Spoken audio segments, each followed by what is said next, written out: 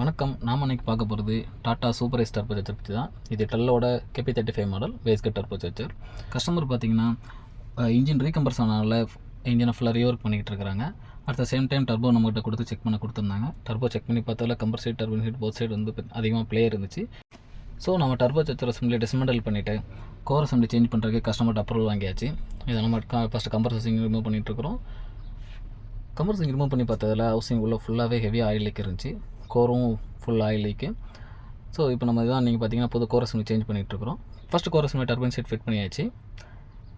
Fit பண்ணி 3 bolt வரும். 3 போல்ட்டும் dark அடிச்சு 8 நியூட்டன் டார்க் அடிச்சாச்சு. இது கம்பர்சரிங் ஃபிட் பண்ணி பார்க்குறீங்க. கம்பர்சரிங் ஃபிட் பண்ணி முடித்த உடனே தென் அகைன் நம்ம ஆக்சுவேட்டர் ஃபிட் பண்ணணும். இதான் ஆக்சுவேட்டர் ஃபிட் பண்ணி செட்டிங்லாம் போட்ட பிறகு இதான் டர்போ சார்ஜரோட ஃபைனல் அவுட்புட். கஸ்டமருக்கும் டெலிவரி கொடுத்தாச்சு. நன்றி.